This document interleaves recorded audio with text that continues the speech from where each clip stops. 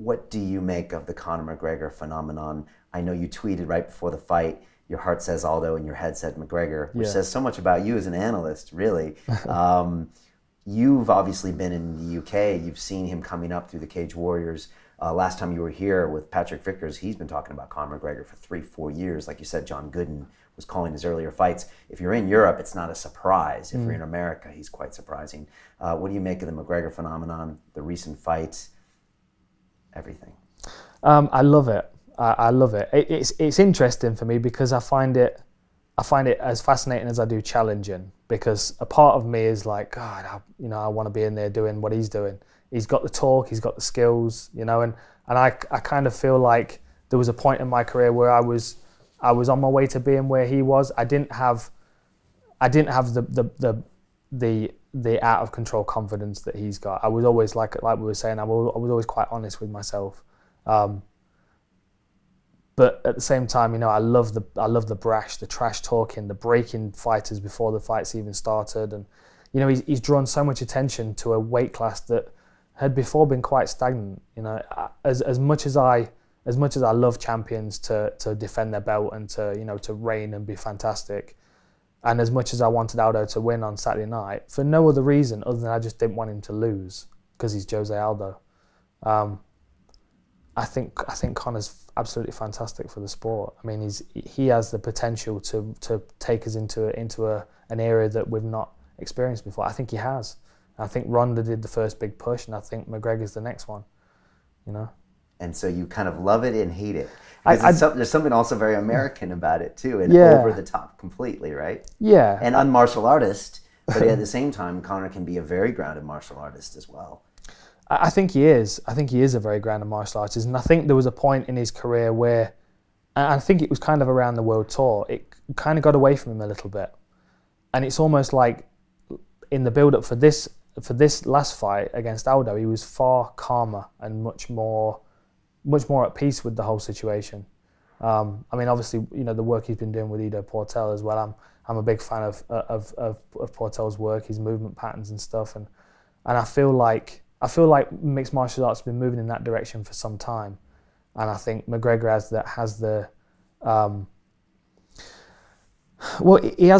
the recognition and he has the respect to kind of change the way that people prepare for fights.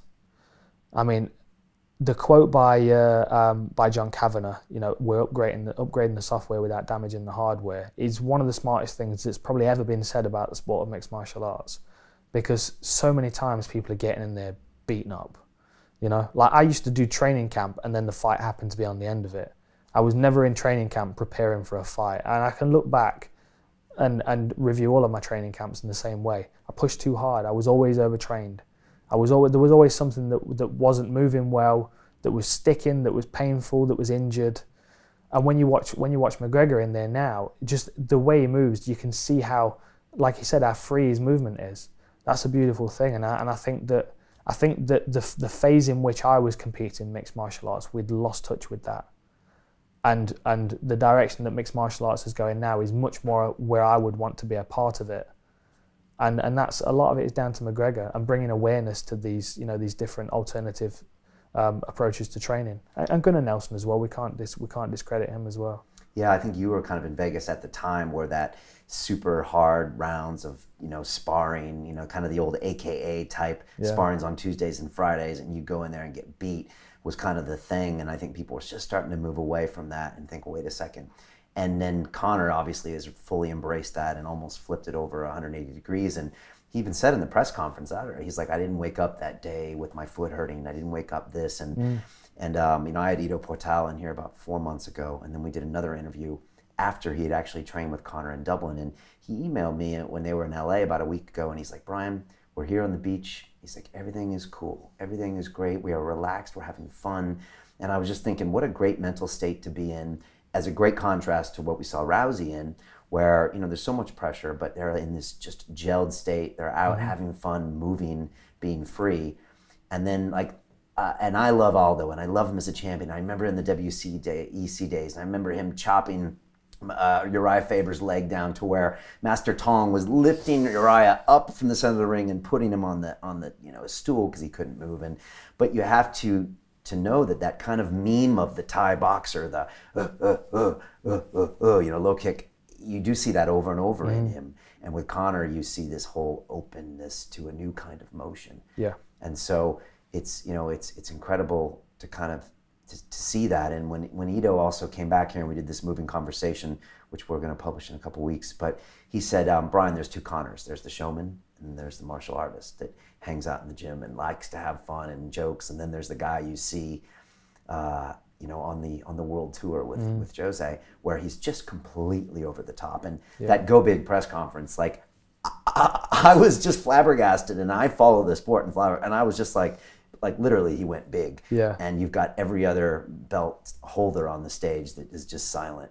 Yeah. But then at the same time, when he was quiet the week before the fight with Aldo, that was completely congruent as well. And I was like, okay, here's a guy who's not going to put a show on for anyone else. And I was just thinking, and maybe you thought that way too, because you're thinking he's doing the right thing for him to win. Yeah, yeah. I think that his attitude during fight week, the one just gone, was exactly what he needed to do. We were at the point in his career where if he'd have been obnoxious and over the top towards Aldo again, I think a lot of people would have just been like, okay, enough of this. You know, because there is a point that you get to where you just kind of don't want to hear that anymore. And he did well. I mean, the Go Big press conference, like you said, it was fun to watch. You know, he was brash, he was outspoken. He called out 3 divisions worth of people. You know, but at the same time, it got a lot of people talking. It drew a lot of attention, and I like that. On the flip side, though, I didn't want it to continue on to the point where it would damage Conor as an individual brand. Because it's not going to damage the UFC. People are going to still continue to tune into the UFC, even if they want to watch Conor lose. 80% of the fans that watch the fight could have wanted to watch Conor lose, but the money is still going in, the numbers are still going in. But the actual brand of Conor McGregor, had he have been that same person that was on the world tour, I think he would have done more damage to his brand than he did, than benefit this last week. I thought he was relaxed, he was personable, he was spending a lot of time with fans. You know, any video that you saw him in, he was laughing, he was making jokes. It was a lot more of a playful kind of, like the Conor that you would expect to see in the gym. And I think we were all ready to see some of that, and I think it was the right time. What did you make of the fight? To watch the rest of this fascinating interview, click on the link below and go to londonrealacademy.com. There you can sign in with your social media, log in and watch the rest of the episode for free, along with all of our episodes on London Real, my webinars, and all of our premium content, all located over at londonrealacademy.com. So click on the link below, you'll be directed there and you can watch the rest of this fascinating interview, and I'll see you there.